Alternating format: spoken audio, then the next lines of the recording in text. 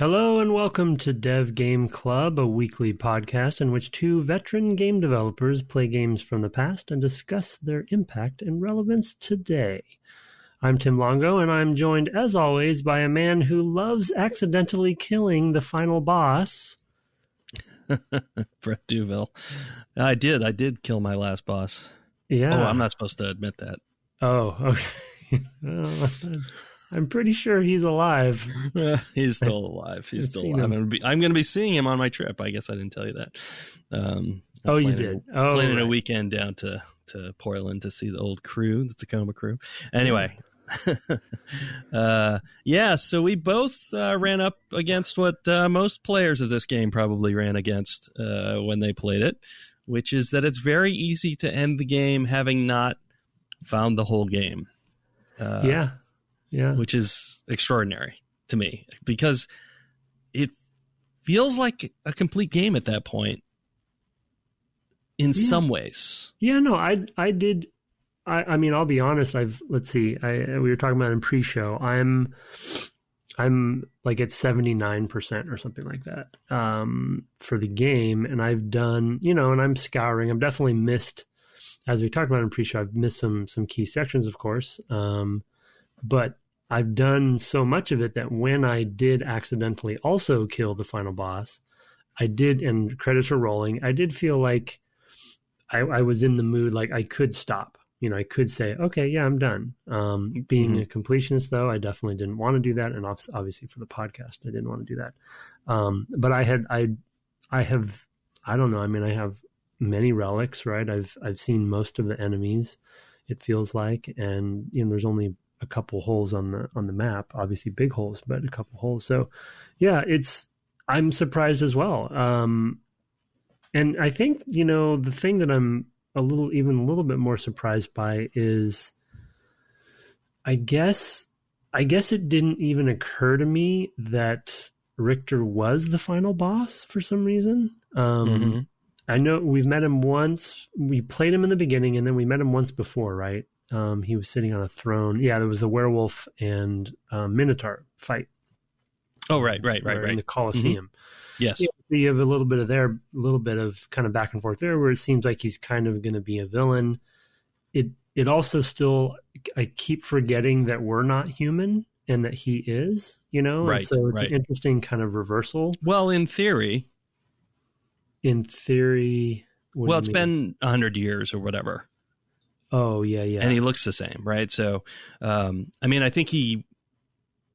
do think he is coded as human, right? But there's kind of a hint there. Like, it's been 100 years since this guy came and fought Dracula, like he did at the beginning of the game, which was, I guess, the end of the prior game. Yeah. And you see him again, and he looks the same. Yeah. He is, in his powers, I mean, not to jump to the punchline, but he definitely seems very powerful for that fight. So anyway, I'm more kind of talking about sort of the sneaking up on you, that I think from a structure standpoint, Metroid at least lays things out to where whatever Ripley or whomever the ending boss tends to be, it builds up nicely and you feel like, okay, this is going to be it. So yeah. On one hand, I think those games actually also just straight out tell you, like, if you go down this elevator, you're heading to the end. They might. It certainly does that in the Prime games, and I think in Fusion maybe that happened as well. Yeah. Well, in Return of Samus, which I think I mentioned on the podcast recently, the 3DS, which is an excellent Metroid game. It's just the way that they structure it, based on the powers you have and kind of the location where Ripley is and stuff. And so it's very obvious what's going to happen. I don't remember if there's a point of no return. There may be, but there wasn't like a message or anything. It just kind of was, the level design kind of told you that. But on the other hand, we've been talking a lot about the structure of the game and the value of that structure and how much we've enjoyed it. And there's a side of me that's okay with it too, where it's like, well, yeah, I mean, you're finding what you're going to find. You're playing the way you want to play. And once the only thing that it does frustrate me sometimes is the locking you into bosses. Like, right. I'd like to know once I'm in that, okay, I'm about to do this, and then I have a choice. There's only one case. What was that guy that's Olanax or whatever that guy's name was? Olrox, you mean? Olrox, yeah. Yeah. You can exit that room before you fall down if you want to, if you realize, oh, okay, I'm about to fight a boss. But usually you have no choice. You're kind of committed. So that's the only criticism there. But generally it's like, yeah, I guess technically the way the structure works, I should be able to accidentally kill the final boss. It just was a little, I guess, when you're surprised by it, it's a little anticlimactic. So it is. All. I mean, there's only one other game I think I've played where there was that anticlimax that made me go, oh, I think I did something wrong.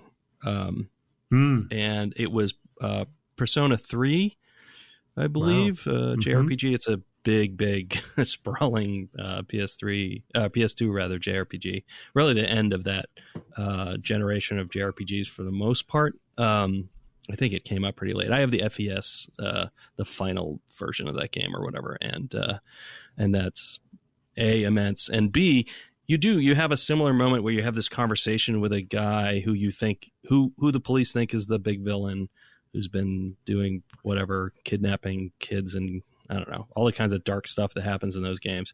And you have a conversation with him, and based on the dialogue options you choose, the game ends or it doesn't. Just purely from a dialogue, from this discussion. That's pretty cool, though. It is cool. But then when you don't do the right thing, it's clearly melancholic. There's more of this because it takes place around a school year, effectively a high school year in Japan. Yeah. And there's this section where it's kind of melancholy, and you feel like there's something missing here. There's something I didn't do because there's this much time left in the school year, and that's been the whole framework, et cetera, et cetera. So yeah, it's sort of similar here in that it doesn't make sense to me that it would be Richter, right? Because it's always Dracula. Yeah.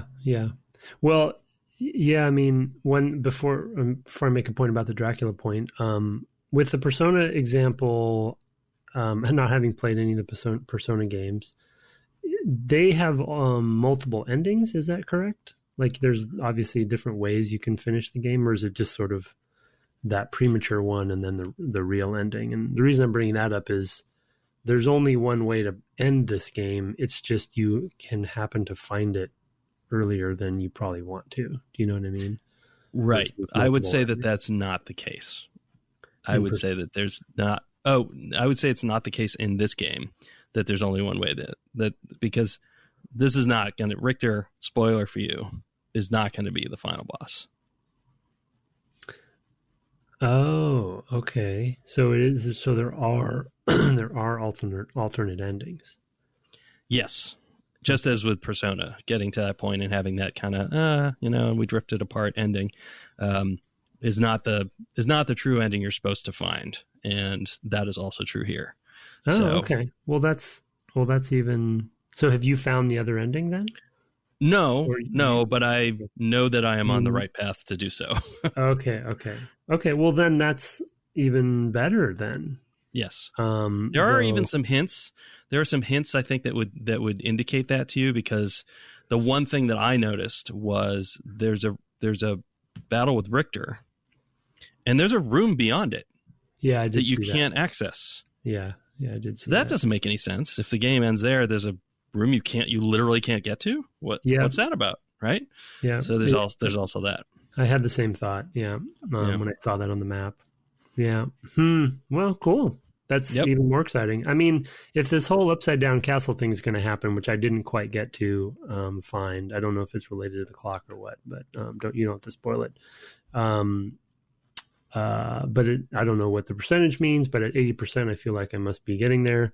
But if that's actually that seems like a big deal. So, not to say that we would then be halfway through. I don't know how long you play in an upside down castle, but it seems like there's plenty to do still, yes. Which would warrant another sort of boss battle. But yeah, wow, let's unearthing all sorts of things then. We certainly are. Yeah. Yes, it's a big game, and it's a really terrific, fun game. I mean, I'm just still really, really enjoying myself. Yeah. Do you want to talk about, since we were talking about Richter as a boss, and you mentioned Olrox, are there any other, and you also mentioned the Minotaur and the Werewolf, I guess. Are there any other bosses you want to talk about? We've seen quite a number of them at this point. I've seen at least one more than you have, maybe two. I can't remember. I can't remember the order of things, and don't want to give them away. So you drive as far as those go, because I know you haven't seen all the ones I have. Yeah. Well, I think, let's see. So, trying to think of last time I was at the Librarian looking at the list. The succubus I fought just recently. I finally went back and cleaned up Oranox, or whatever his name is. Olrox. Yeah, he was a cool. That was probably one of my favorites so far. It was a really interesting multi-phase, transformation moment. He was the reptiloid that I referred to last week in the intro. Yeah, right, exactly. I was thinking that's what you're talking about. Yeah,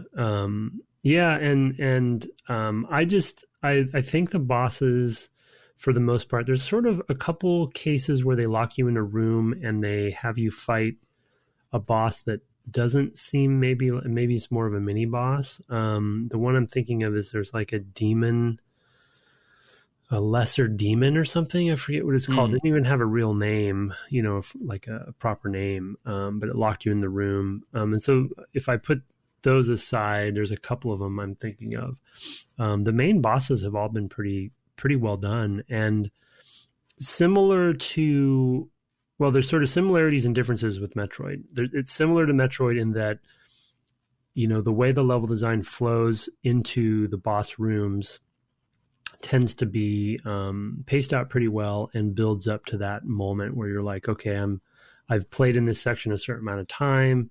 All roads lead to this one room, and then they lock you in and the boss happens. And so it's just, one of the other reasons I love the structure of these games is the fact that you can have these bosses placed throughout the world, not just in, sort of linear logical places, but, in unexpected places. And a good example for me is maybe the one that's down in the underground caverns. I'm forgetting the name of that one. Scylla. Yeah. But then you kind of meet the kind of a Fenris kind of, because there's then the wolves and the lady that's attached to the wolves after that. So sort of connect like a two-phase boss in a way, but then then you kind of have a pacing where you move through the level some more, and then you find the sort of like the second phase, if you will, with more of the sort of serpent creatures. But that was just like a great build up, and it's like you don't really know what you're going to find, but there's a boss down there, and it's right. And it's themed really well with the area because of the water and yeah, I think that's both Scylla. That's Scylla sort of version 1 and version 2 or something like that. But yeah. Yeah, it probably is just considered to be one boss. I thought I saw something about Fenris mentioned because of the wolves, but maybe that's it's possible. Yeah, I may have missed that for sure. Yeah, but anyway, yeah, that was a great sort of surprise, right? Because you're like you get locked in, you meet the first serpent, and then you're like, oh, I'm done, and then you go around, you keep going, you go around the corner, and then you're surprised with an even more elaborate boss. But it's something that, having played Super Metroid, Vania 4, and so much of that game is about bosses, it's great to see that they've kept that sort of legacy throughout, it seems like, at least with this second one that we've played here, and that they're so well designed and well placed and build up to things. But yeah, the Ornox, I can't remember his name. Olrox, Olrox. I haven't looked at any of the names, so I see him the one time. But he's been my favorite, I think, so far. He's been the multi-phase part of it. The succubus was pretty interesting too, with a lot of the different powers. The thing is they all have different abilities amongst them. Which I got to hand it to them for being that elaborate with them. But there's always a double-edged sword there, because you're not teaching the player maybe what you should along the way, and I think Nintendo tends to be a little bit better than that. We've talked about that, I think, before, even in this series. But so you're kind of there's a little bit of trial by fire there, because you might not know what you need to do until you're getting hit by things. And I haven't been fooling with it much. I wanted to ask you how much you have been. But the elemental resistances in boss battles, have you been using any of the potions or anything to deal with that, or just kind of brute force? Not often. I feel like I did in the first session. I used maybe a shield potion to improve my defense against whatever we fought first, way back many hours ago, and a few weeks ago. I think I did that. Beyond that, I haven't really. I might have used a resist fire at one point as well. So that's a thing that is really, really hard to learn or to teach the player about, is how many of those you're going to get, whether you should be using them, should you be storing them up. It's very difficult to make that decision. I feel like I did against Olrox use the resist fire. That's where I used it, actually. Yep. Because he was throwing a lot of fire around, and I thought, oh, I'm getting worked here. Maybe I should change my tack. So I put the resist fire on me. So I definitely did use that. Yeah. But in general, no. And it's more a question of, okay, how much time am I going to lose when I fail? If I'm going to reach for that thing. So I keep an eye on my health, and then if it's starting to get really bad, I start pulling out the items. I did have one other boss battle where I pulled out quite a few items, no resistance ones, I don't think, but a lot of other stuff. And yeah, it's basically just, am I desperate enough to do that? Because the game's not really clear about what you're going to face in the future. I'm always saving for that rainy day, right? And with Olrox, it felt like, okay, it's raining. It's raining. You can reach for that stuff. Right. Yeah. Definitely. Well, and like with Olrox, I don't recall anything specific that I don't know. I guess he's kind of dragon-like, but I don't remember anything specific to sort of tell you that fire is going to be what his attacks are. And then that might even have been in the second phase only anyway. I feel like in the first phase, I think it was, yeah. He was using other stuff. And then not only that, but I feel like in some cases bosses are using multiple damage types too. So there's a lot of complexity going on there. And I just I think a little bit from an interface perspective and execution perspective, the other reason that I'm sort of dissuaded from actually using them is something as simple as I have to go into the menu, equip it, and then go out and then also press the button to activate it. Right. And there's a bit of a delay. probably go back into the menu at that point. Yeah. And equip something else, whatever you had equipped, put that back. Yeah. It's right. It's cumbersome. That extra step kind of is discouraging me from doing it, so I'd rather just sort of like try to up my skill and brute force it through. So I haven't been using them very much. Something I didn't realize, even though I did look in the manual to make sure I understood how it worked. But you told me this, I guess you found out through the stream or whatever. Familiars automatically use items from your inventory for you based on the conditions that are happening or the situation, which I didn't realize that's what the fairy was doing. I thought she was just casting stuff on me, but she's using the items. So that's that obviously removes the interface, craziness that we were just talking about. But then it's also the AI is making decisions for you, which in retrospect, I guess I'm going to stop using familiars if that's what they do. I don't know what the other ones do. So there may be others that aren't basically drawing on your resources.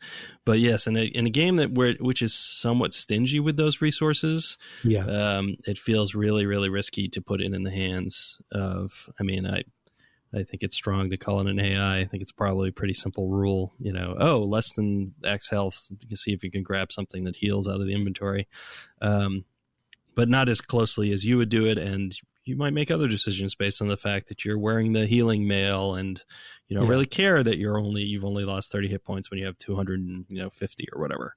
Yeah. So it's hard. It's hard to do those sorts of things well, and in a way that's not frustrating for players, especially if you're drawing on their resources. Now I can see it'd be a different thing if it was like in Kingdom Hearts, you're making a trade-off for, I'm going to take Tinkerbell. She heals you because she just heals you. It's not, there's no, the draw on your resources is basically from casting, right? It's a casting resource. And then after that, it's just, she just, autonomously heals you whenever you get low. Yeah, it's more of a cooldown resource than it is anything or something, or a resource type of like mana or something.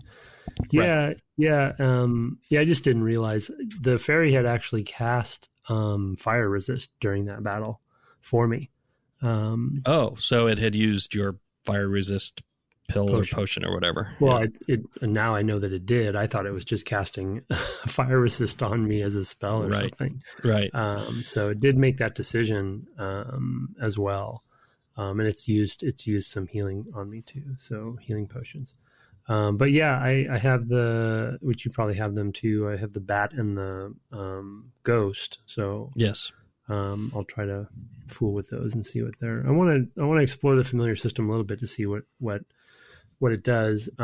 As a natural segue, the other thing I noticed when I was near a destructible wall, the fairy said something about it, looking in like an interesting thing. I was kind of already on my way to the wall to see if it was destructible, but on my way there, she commented on it. So that's maybe something, I don't know if that's something unique to her or if it's all familiars do something. I don't know how a bat would tell you that, but it would be neat if each one had different, things like that different skill sets that it would do. My sense is that they do. I just don't. I felt burned ever since playing. I guess it was called Rise of the Kasai, which was the Mark of Kree sequel. Yeah. Where there was an autonomous AI helping you.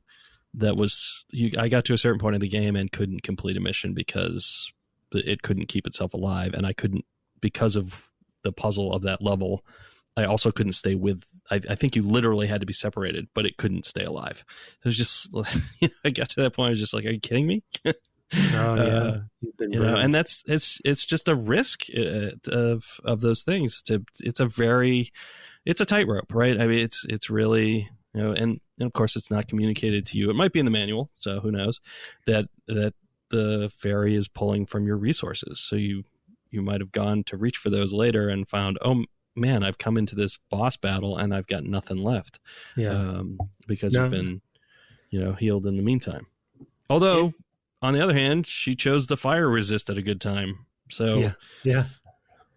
I mean, the irony here is that I think not only in that battle, but when I fought Richter too, she actually saved my bacon multiple times. So the timing is good there at least, but it's just the resource management part of it that is a little sketchy. Well, I don't think there is any I did go and look in the manual again. I don't think there's any deep information about familiars. They just mention what they are. And then the thing that threw me off a little bit too is there are some items that are familiar only use. Oh, right? Yes, that's true. So I thought that, they would use those alone, essentially, right? That was was my signaling, was that, okay, this is the category of inventory items that the familiars will use, and I get to use everything else. I didn't even occur to me that she's using my own, manual ones that I usually use. So I don't think it mentions that. I could have missed it, but I have been referring to the manual multiple times. But we're deep enough in where they're not really giving you the information in the manual anymore, right? Fair enough, because they want those to be surprises or what have you. Yeah. So, but it's interesting. Familiars level up. They have a level and experience points and things like that. So, at least there's a sense of progression there, and as far as like a game where there is a certain amount of, natural grinding, I guess I'll say, we talked about this last episode. it's kind of interesting to think, well, I could sort of level up all of the familiars, and kind of have that be a little sort of sub thing that I'm doing, which to kind of maximize the game. So and the thing though is, of course, you don't know to what effect, right?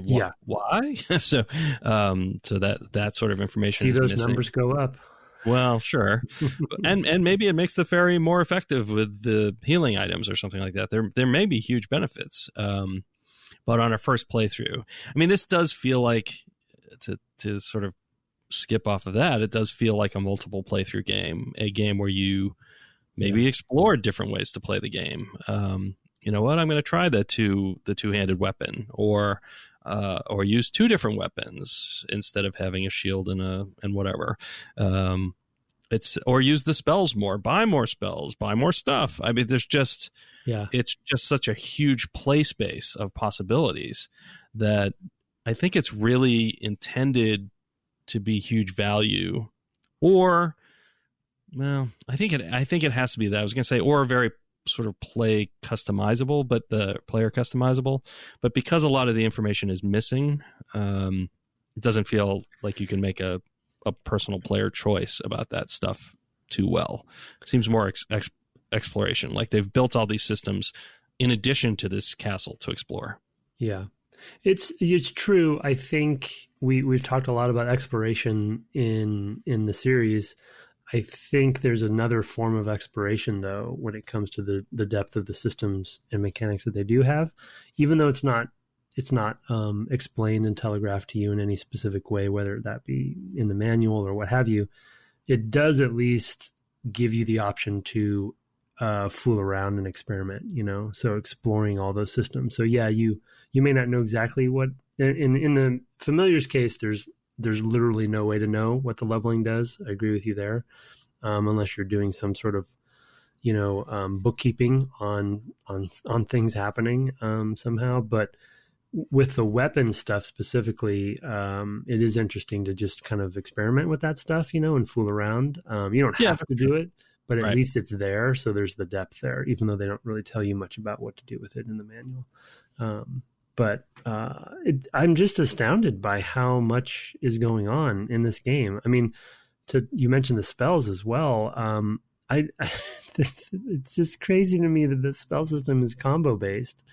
Yes. Oh, and I want to be clear, because we have an email about this we probably won't get to. It's not really considered a combo, because a combo is more of a fighting game term. We're doing multiple moves, and that's what constitutes a combo. Sure. A combo. Okay. So I said that last week as well, and we'll eventually get around to that email. Sorry, Michael. It probably won't be this week because it just came in, and we've got a whole bunch. This is one that brings out a lot of email. But I did want to mention it. I didn't know. Huh? It's a button sequence. Sure. Yes. Yeah. Yes. That is time based. Yes, I know. It's overloading of terms, right? I mean, that because we don't play a lot of fighting games, you or I, we wouldn't necessarily think of that. That's certainly what we have called things in the past. When you hold down two buttons to do a thing, I don't know. We talked about it in Starfighter, I think, or Jedi Starfighter, maybe adding that as a way to control the ship. I don't think we actually did that. And we called them combos, but we didn't. Anyway, terminology difference, but yeah. Yeah, there's combination of moves and combination of buttons. Yes. And it is an overused term in the industry, for sure. People use it in both ways. Yeah. And then there's combo meals. So. Yeah. Mm-hmm. Yeah. It's dinner time here. What can I say? Someone's hungry. Yep. Anyway.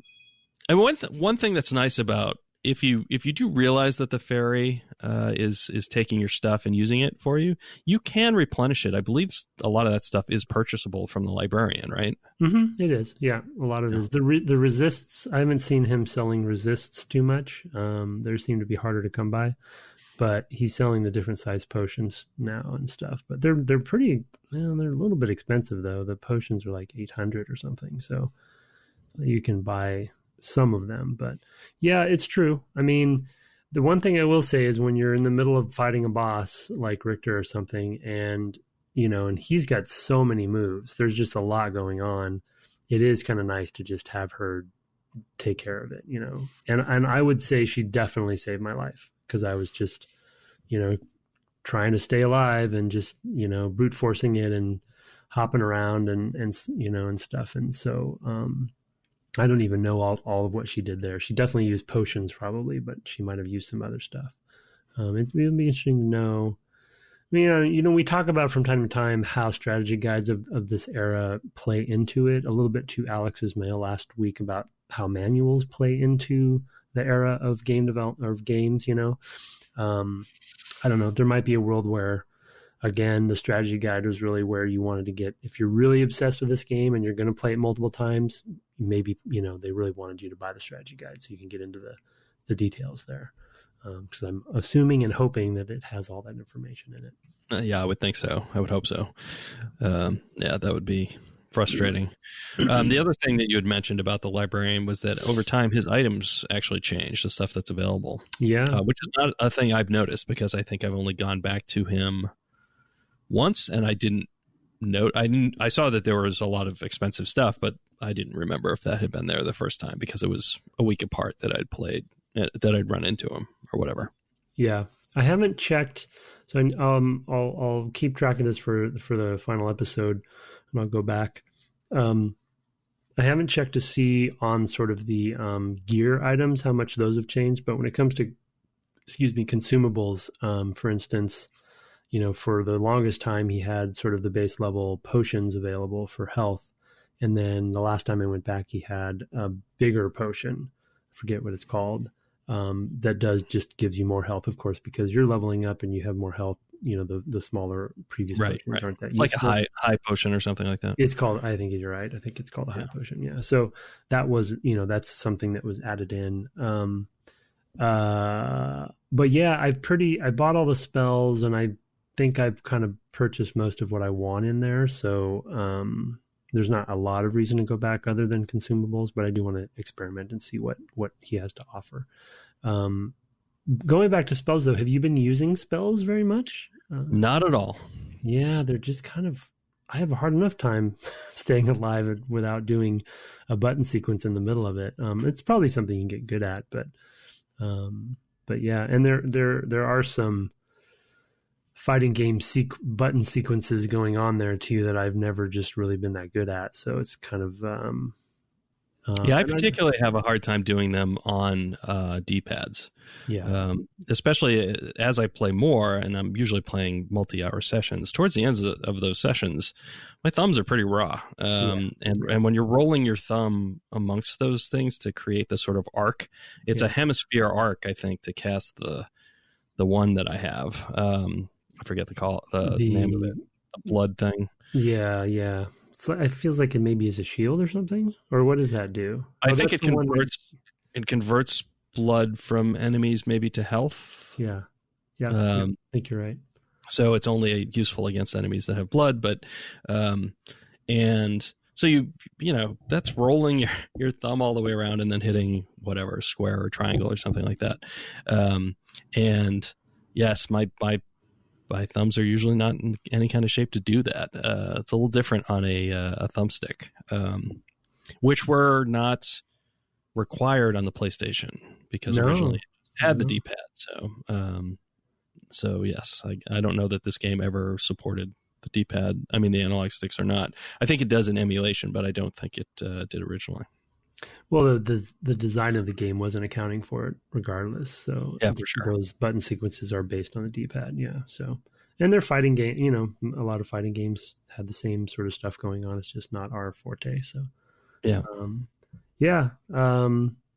But I don't know. It's just, it's that age of, I don't want to say bloat, but just like, they had something they wanted to put in there and they just kept adding, the familiars, the spells, the relics, even the, it's been cool to see that the forms, the spirit or soul of the wolf or whatever they're called, where you can change form to the 3 different states, they have their own sort of upgrades in a way too, based on other relics, which I didn't realize was going to be the case. So, you get once you get the bat, you can get the, shoot fire, and then the sonar apparently is used for something that I haven't used it for yet. And so, but that's another layer of depth that I didn't anticipate, seeing. Right. Yeah, and there's also the wolf, I think, has a sprinting ability or something like that, which I haven't found a use for, though I believe there are areas in the game that you could get to, that I've used the bat form to get to, that you could get to earlier. That's what I did, yeah.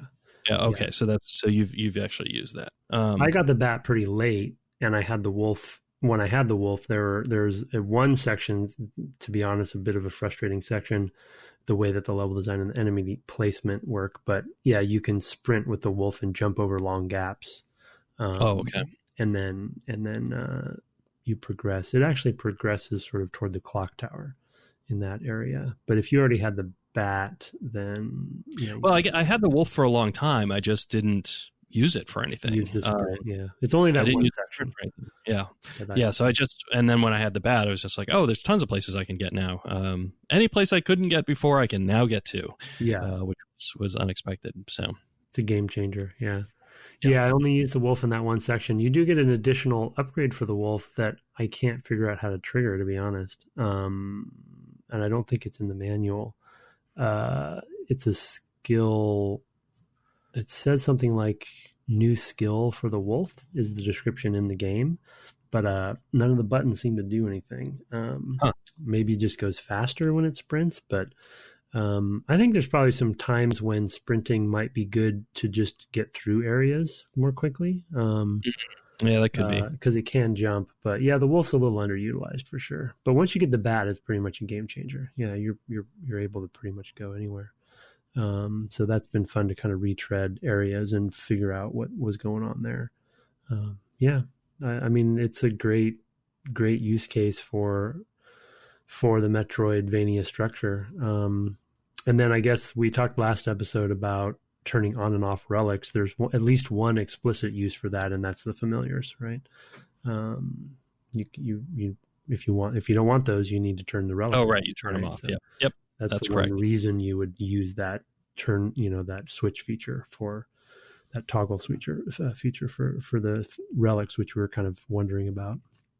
Most of them you'd want to keep on though.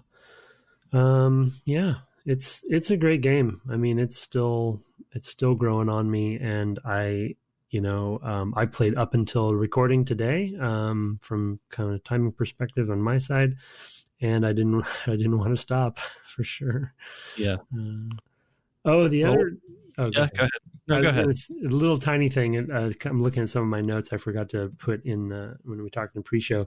There's been a lot of nice little moments of sort of custom work put into it. We talked about the sort of the extra sort of cherry on top moments and just the delicate touch that they put in to the game. And one example that I wrote down as a good example of that is there's a room. This might be where you get I think it is where you get the bat, where moving through the room, there's a bookcase. And then when you move toward the bookcase, you can see that there's a hallway on the other side, and he kind of swivels the bookcase, kind of moves it out of the way. Yes. Yeah, it's a nice little touch, this little extra details that they're putting in. They didn't need to do that, right? They could have put another breakable wall or some other thing. And I haven't seen another one of those. There may be another one of those. But yeah, you just, that's like a one-off little moment that feels really cool. I think you're in the library too, so it makes sense that it would be there. And it fits the theme of the castle. It's just those nice little extra touches that they just went above and beyond. There's also there's an area where there's a table with two sort of lounge chairs, and then there's like a candle with a green fire that you hit, and I think you get a mask there. But you can sit in the chairs. You just sit in either one of them. Yep. It's great. Yep. That's funny. And that's kind of, the confessional was actually, I only knew to do that in the confessional because I had sat down in one of those loungy chairs somewhere. Oh, right. Yeah. Yeah. No, it's great that there's those little simple little mechanics, but they had to put in an animation to support whatever, and there's pushing through the door he does, and sitting down in the chair certainly he does. He kind of slouches in, and it's a way to add a little depth and a little more things to just sort of discover that are not, they don't have some huge payoff, but they're nice. And sometimes they're funny, and it's just it's delightful. It's delightful stuff. It's whenever you can sort of surprise a player and give them a little more than you thought you were going to get. And I think this game gives you a lot more than you thought you were going to get, especially from playing that earlier game, right? Yeah. I don't play Super Castlevania 4 and see this as the next game I'm going to play in this series. And, there are some others on different platforms and things like that. So it's not really the next game or whatever, but still it's, you don't see that coming. I don't think that you're going to get this kind of, this much of a bang for buck, as it were, out of a game in this series. Yeah. I mean, so what we talked about Rondo of Blood was, at the time, was only on what consoles? It was handhelds, right? On the TurboGrafx 16, I believe. Yeah, the so PC. I feel like for a lot of people, the progression of Castlevania games for them would be what we did, right? Because you probably, because it would be Super Nintendo to PlayStation, and unless you had TurboGrafx or some of the handhelds, I don't think there's another one between them. So it was a pretty big jump for a lot of people if you're just kind of playing the sort of mainstay, consoles that are coming out. So it's a big leap. And those little touches that they're putting in, and I was kind of reflecting back on Alex's email last week where he talked about Easter eggs and how many there are. And I need to follow up with him and ask him what he means by that, what he's classifying as Easter eggs. Like if this little lounge chair area is what he means. Because as I'm playing, it's constantly on my mind, like where would Easter eggs be? Right. And what is the confessional, I think would be a good one.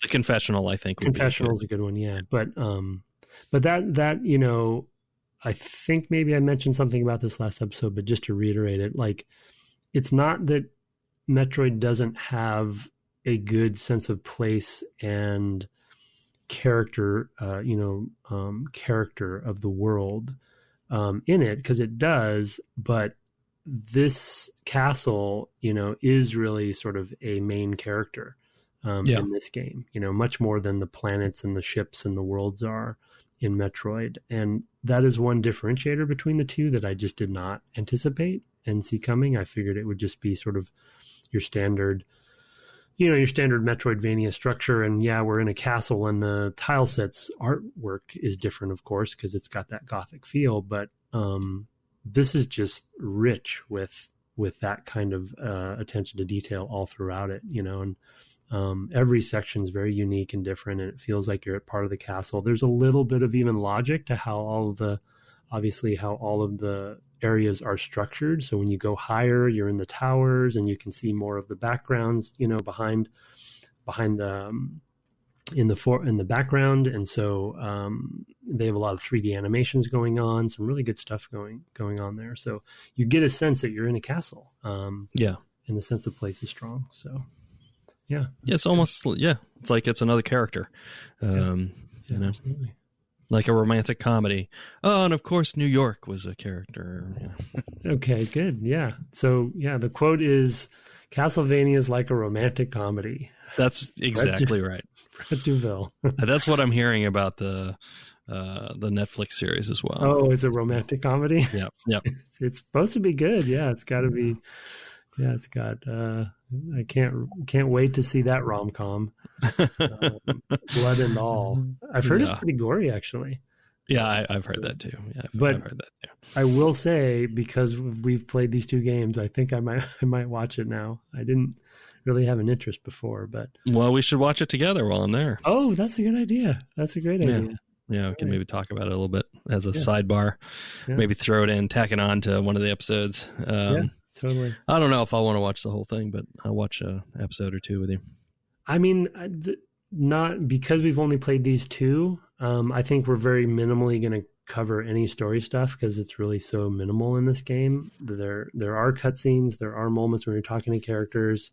It's very high level story, melodramatic, not much, not much nuance at all or anything really going on. Hopefully, as you said, there's some surprises ahead that will fill in some of the Oh, there are. I guess we can talk about it at the end, but I want to see the Netflix, but how story works in this franchise is still, it reminds me a little bit of Devil May Cry, to be honest. Yeah, but I believe that the series is based on an earlier entry in the game series. Is my understanding. Yeah, I think right. I think Alucard might actually be in it, and I think he was in a prior game. Yeah. We had an email about that. I think it's based on the third game, didn't they say? Yeah, yes. Somebody wrote about that and said that was true. That's true. Yep. Yeah. Okay. Well, we'll see. We'll dabble. Let's turn to reviews and stuff. Next time, in theory, we're going to finish this game. And I say in theory because there might be quite a lot of game left. So maybe we may end up stretching this out a couple weeks.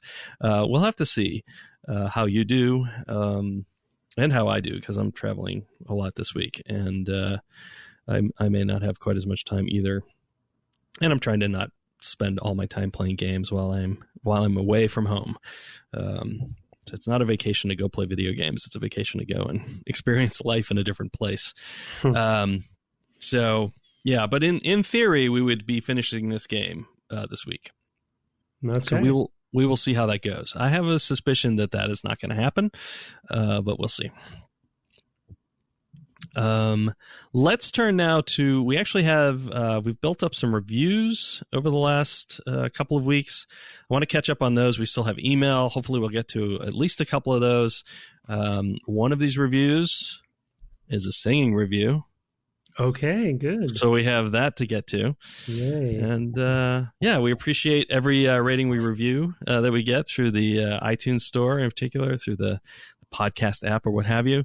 But we'll read any reviews from any platform if you just kind of point us at it. But yeah, we have 4 of these, and you, sir, have the first one. Looks like we have some good constructive criticism finally here too, so that's good. Finally, he says, please send us more constructive criticism. Okay. Well, it's good. It's good to have. Yeah, you want to try to improve, right? So review number 1, excellent work from Logis Vero. Yeah, I'm not sure how to.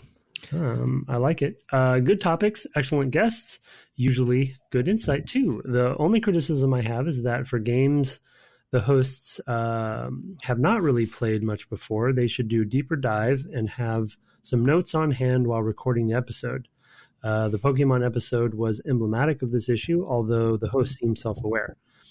For those sorts of episodes, they deviate too much and bring in very tangential knowledge to the point that I was wondering whether I was listening about Pokemon or just listening about JRPGs and hardware. Okay. Yeah, I mean that's a fair point. I will say that it's the only Game Boy game we play. We often try to touch on the hardware just because it's of interest, right? What the limitations were and how those contribute to game design, and with such a limited machine, that to the point where we're really kind of blown away by how much stuff they were able to get into it. In the case of Pokemon. That was really interesting to sort of explore and discuss. So yeah, I mean, as far as notes, we do have notes that we kind of refer to, but we're also just trying to be in the moment and conversational, and whatever comes up for us is important. And it's what we're remembering and things like that. Yeah. Tim is getting older as well, and I know he's kind of sometimes forgetful and may miss some stuff. I typically have lots of notes just about the playthroughs. I think the only other thing I'd add in our defense a little bit is we've intentionally set this up as a book club kind of style. So right. It's not really, though I think we try to add in sort of the academic research side of it to some degree from a game developer standpoint, as we say in the intro. It's really kind of comes as it comes. We're just going to play. we intentionally, this isn't our day job, so we intentionally Yes. don't actually have a lot of time to prep. And we're kind of like, as you would if you're reading a book in a book club, you don't, you're just going to read and kind of talk about what you read that last, week or last month or something. And so it's really meant to be pretty fresh. But to Brett's point, I think we do generally have another goal of sort of being as holistic as we can. So that will include the genre and the hardware, if it's appropriate, and the era and the competition, so we, it's not just in the Pokemon's case, it wasn't just about the Pokemon game. It was sort of about its influence on the industry. But yeah, it's good criticism and fair feedback, for sure. It's hard to balance all that stuff, especially with something that has such a long reach. There was, like I said, it's the only Game Boy title we've played. I don't know that we have any plans anytime soon to play another one. So it was kind of important to us to also talk about that. Maybe we could have extended the cast a little bit and done more episodes on it.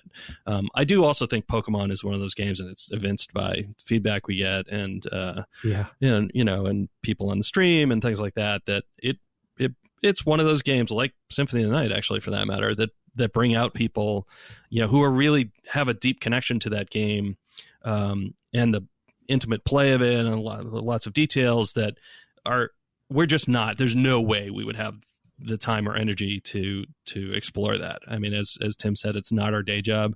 We had a ton of detailed feedback from people like Ben Zaug from Iowa, and maybe Gothic Chocobo wrote in for that one too, I think so. Where they send it, and that's also part of the book club feel is if you're playing along, send us your thoughts, and we'll read them. We might have to edit them down or what have you. But yeah, we'd love to hear it. It's meant to be a bit of a discussion, and we're not going to be authorities on any of these things. Just not. It's not possible for us with the time we have. This is.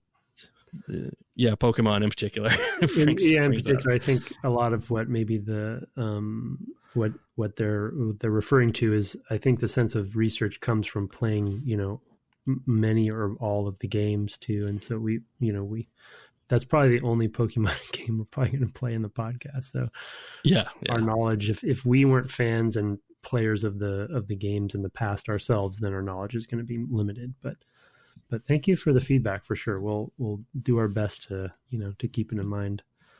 Do you want to do the next one? Is it singing yet? I will.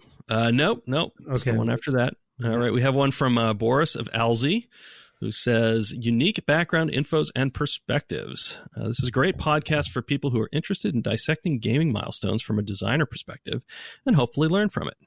I wish the creators would choose a couple more games they were involved in personally, such as Star Wars Starfighter, or pick a series of games such as Indiana Jones games. What happened to the indie game that was shown at E3 2006 that used the Euphoria engine and then disappeared? These would be fascinating topics, I think. Anyway, thank you for making this great podcast.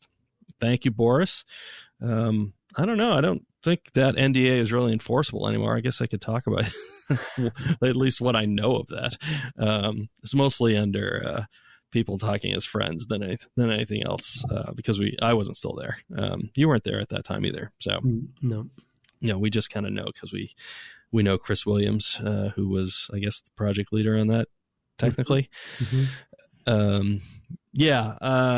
I mean, maybe someday we'll be able to play Starfighter. I don't know. It's hard to imagine. I think to some degree we have so many other things to play. It's maybe another podcast if it's kind of talking about our own work. Maybe, I don't know. Yeah, it's kind of a different. I mean, it's something to think about. I mean, one thing we could do, something they're just spitballing, is we play a game that the others worked on. Oh yeah, that's true. We could do that. Yeah, and maybe treat it as like a conversational interview style. What happened here?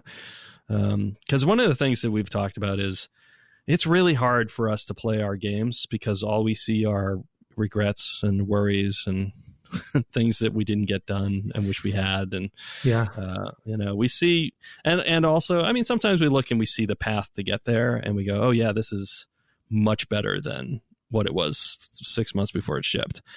But that 6 months is a complete blur because we were who are working Yeah. far too many hours or what have you. So, or blocked out.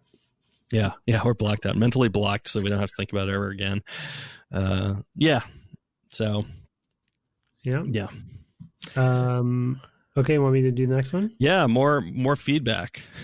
Yeah, great, but sometimes frustrating listening experience from Eric Cause.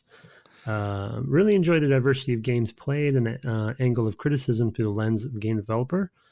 However, it can be frustrating to hear them sometimes conjecture and guess at facts that could have been easily researched beforehand.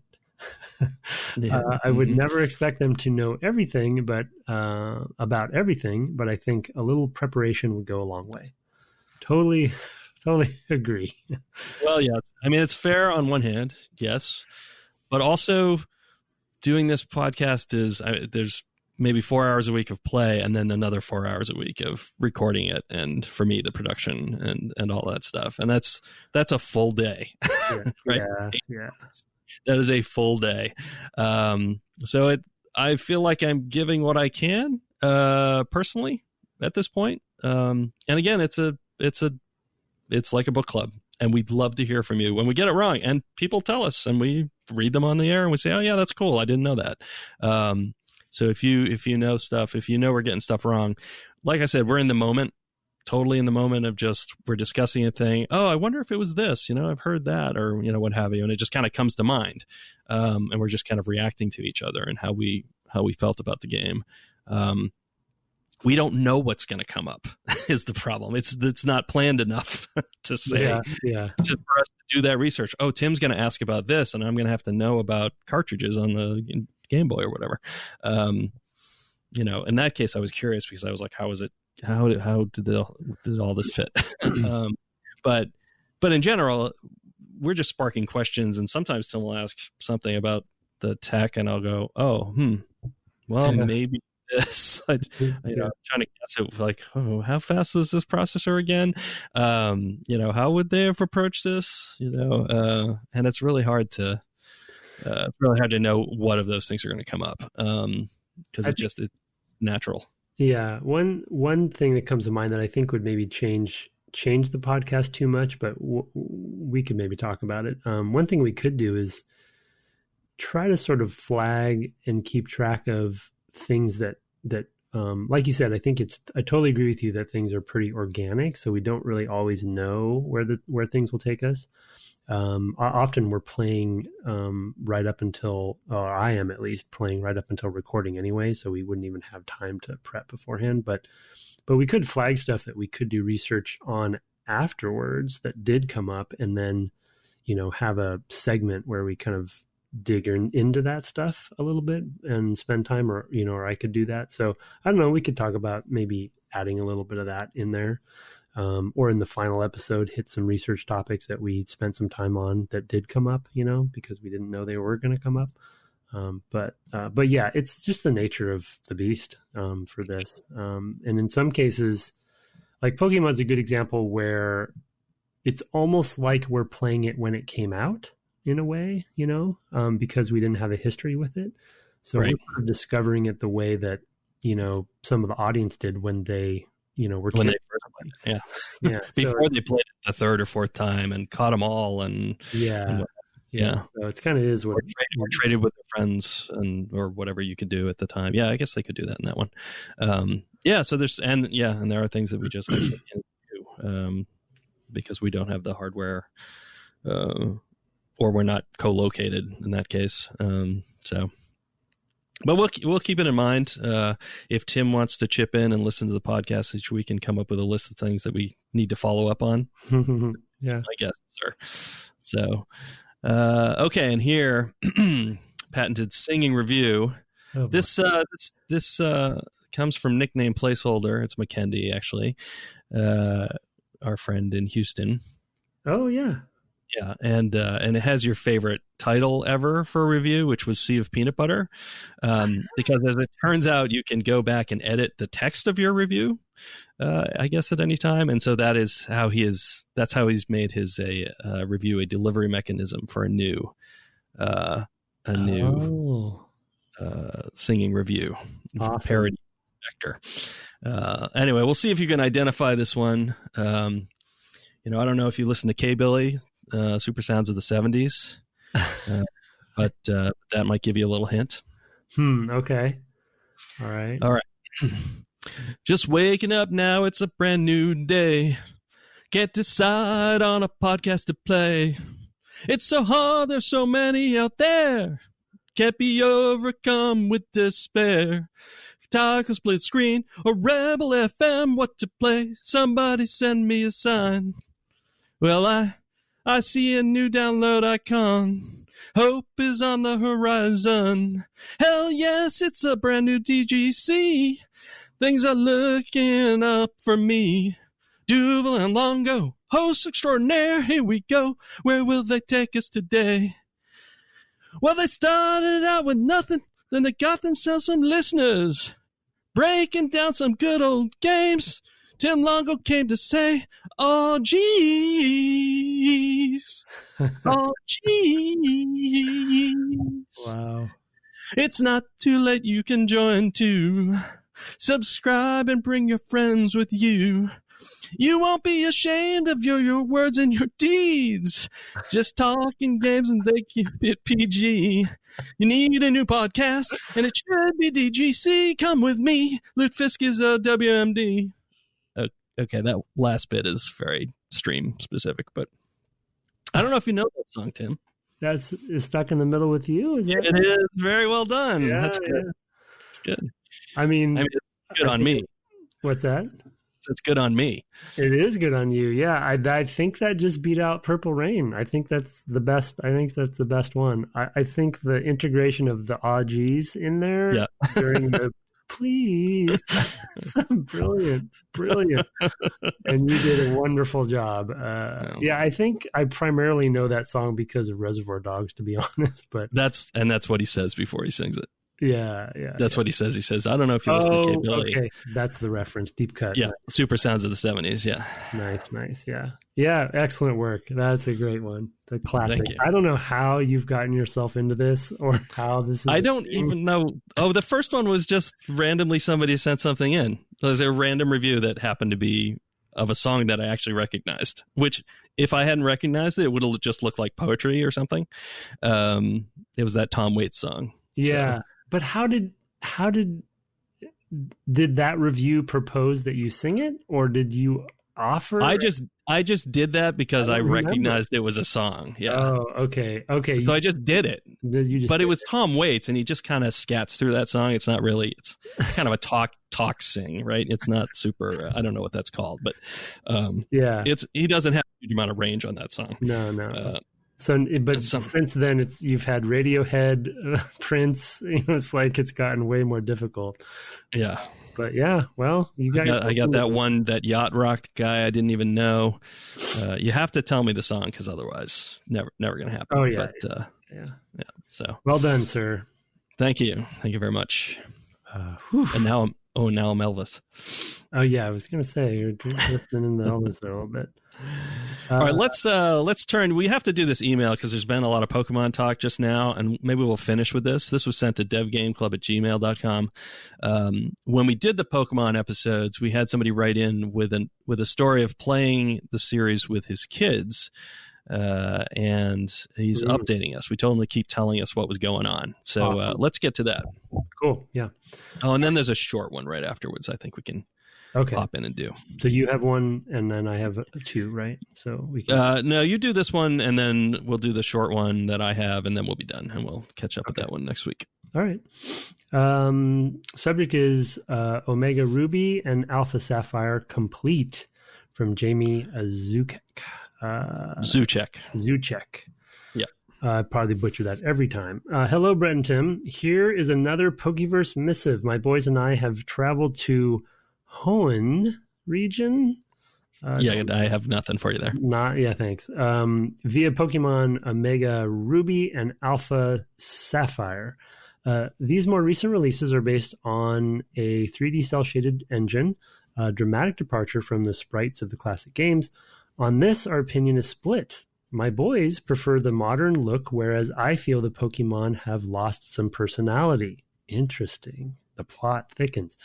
Question for you both. What long-running 2D sprite game series has made the jump to 3D and managed, or not, to retain its classic aesthetic and charm? The usability improvements are tremendous. Well, I guess we'll put a pin in that question. Yeah, we'll come back to that. Usability improvements are tremendous, including 2 to 3 second saves, and great item menu and TM and HM management, and 3D flying world map navigation on the back of Latios. Experience sharing is a simple option that benefits your entire party at once. Oh, I remember that they added this. The super training minigame, soccer goals boost stats, was a fun surprise, making min-maxing easier than ever. We all loved Mega Evolutions, transforming Pokemon into super strong and menacing variants. The legendary hunting options are excessive. My boys leaned into that and had all legendary parties before the Elite Four. Wow. But that leads to a unanimous complaint. We cakewalked through the Elite Four and rival battles with nary a revival. It was laughable, simple to be overpowered by that point. You asked about Pokemon Go. I tried it at launch, then dropped it, but my boys love it so much. So with your encouragement, I dove back in. Not content to sit on the sidelines, my wife started up and caught up to the rest of us. What? The wife's involved? As a family, we are... a quadruple threat over here. Yeah, as a family, we are at level 30. Go out for just one more gym battle, and even took down a 4-star raid. Oh man, we ran the Entei 5-star special event this weekend, which was a fascinating combination of virtual and real worlds as pickup groups roamed our neighborhood gyms. Up next is a step forward in region story to Sinnoh, but several steps back in generation to Pokemon Platinum, the oldest generation not yet remade. For the first time, the three of us are playing exactly the same game, as it seems this version is universally improved upon the original pair of Diamond and Pearl. Looking forward to your next podcast as well, Jamie Zuchek. Pronounced. Oh, there we go. Yep. Reminding us how to pronounce it. I had some help there. Wow. So, oh boy, what have they done? The whole family is playing Pokemon Go. So it happened. That's awesome. They're raiding together. That would be super cool to have a whole family doing raids, by the way. That's great to hear. And yeah, so I think there's a really good core question in there that is a 2D sprite game series that's made the jump to 3D that managed to retain its classic aesthetic and charm. Oh, did you have another one? Well, no, that one. Yeah, that's the one I meant. Okay. It's kind of that. He's kind of what he's talking about, right? Yeah, it's that ye old question, really, right? Because there's. I mean, I think Zelda, right? Yeah. I guess specifically, yeah, I was actually adding to his question it's sort of making it an additional question. But yeah, when it comes to successful, because he has the or not part in there, so I was bringing it into a different. Oh yeah, fair enough. Yeah, but yeah, as far as successful jumps, I think Zelda would fit. Yeah, I think most of the Nintendo stuff, in a way, Pokemon aside, I feel like Mario did fine. Yeah, it did pretty well. I mean, and it's gotten better and better. I mean, you play Odyssey or even Galaxy, both really, really good games. That have a lot of the same charm, and very similar aesthetic. So for sure, those, I think. I mean, Nintendo is probably the king of all of this. Yeah.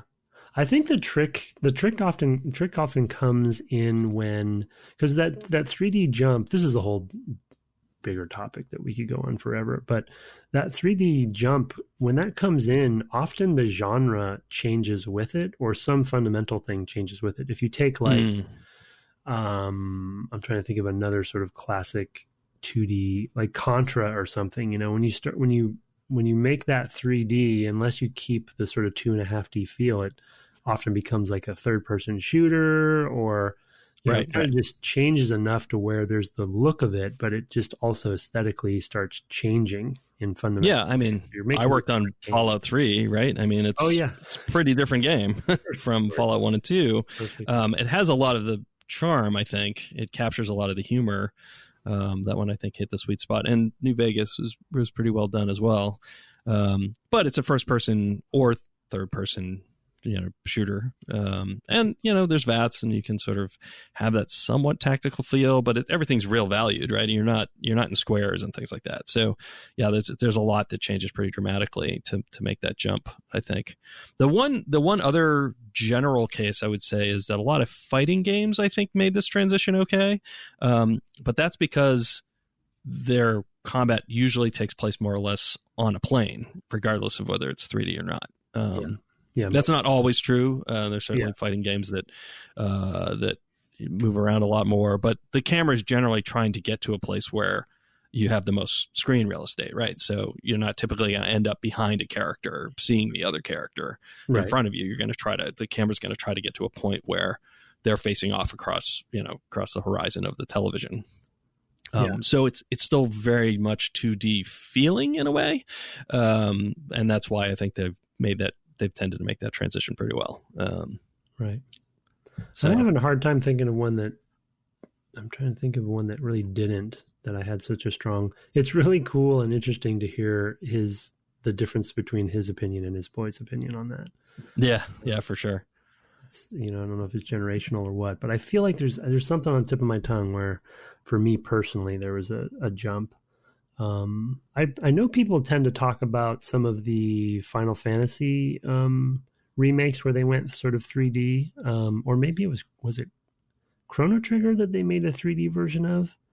I don't think so. Maybe it wasn't Chrono Trigger, but it was something like that where there's the 2D version, sprite-based version, and then they kind of made a similar camera but just 3D. Full 3D world and 3D characters that just didn't keep its charm. I can't think of it, but anyway, yeah, it's good. Thanks for the update.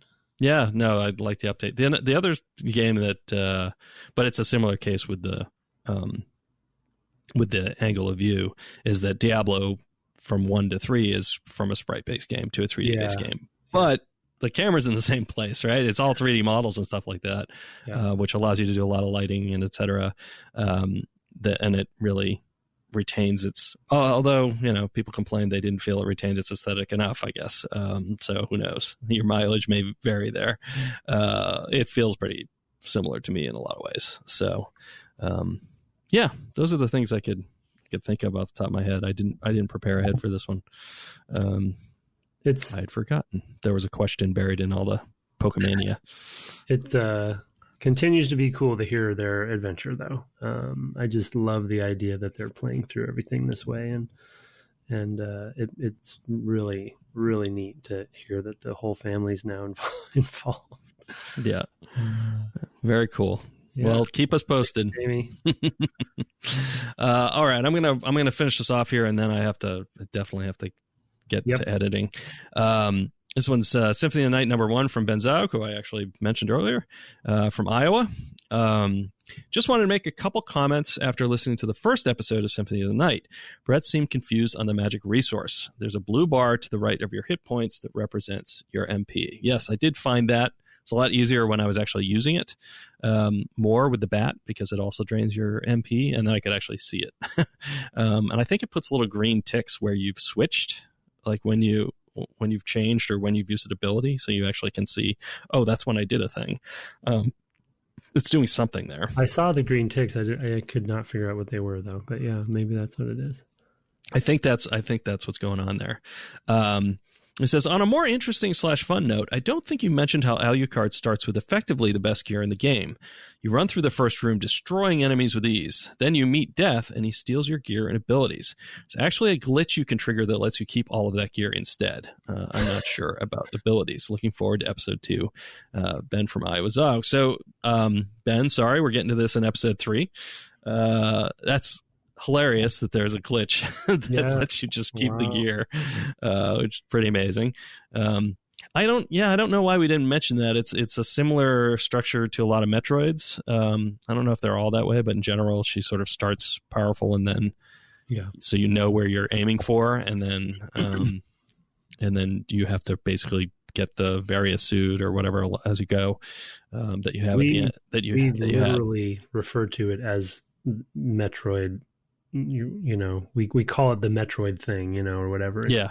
It's like, well, let's just Metroid the character here, and everyone knows what you mean. Knows what you're talking about. Yeah. No, that's true. We didn't mention it. I don't know if we just didn't. I felt like we made a passing reference to death, but we may have actually, that might have been pre-show. Sometimes that happens too, as we talk about stuff from pre-show, and we forget to come back to it because we've got so many topics that we'd like to cover.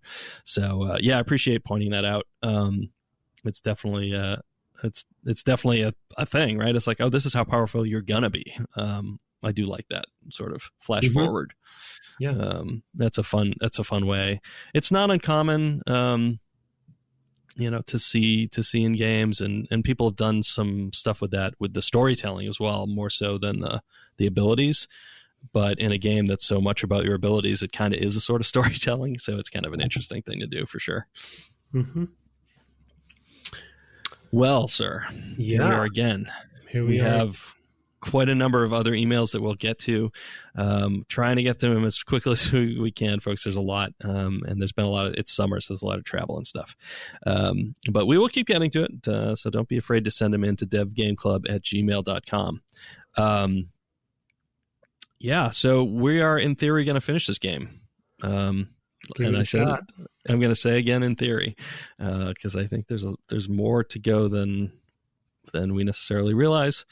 But we'll see how it goes. It may not be as densely populated, and I think we have we have a lot of abilities. We'll see how many more abilities we might pick up, because there's a lot of relics missing from my relics page. So we shall see. The other thing I look at is the enemy list at the Librarian. They fill them in as you see them, and the ones you haven't seen. And there's a fair number of enemies we haven't found yet. Well, I found a few more than you, so we'll see. Yeah, for you, for sure. Yeah. In the meantime, I'm going to be pretty light on all the platforms you usually can find me on. I will probably stream a couple times. We might even try to stream together from twitch.tv/Brett Douville. While I'm out in the Seattle environs, I'm bringing my SNES Classic, so that's a possible thing that we might take a look at. Cool. Just a couple 2-player games on there, at least a couple 2-player games on that we could fiddle with. Might be something we talk about later in the month. And of course, you can find the podcast on Twitter at DevGameClub, where you can also find my co-host at Tim Longo Jr. with a JR at the end. Have fun playing games this week, and I will have fun driving. And good night. Good night.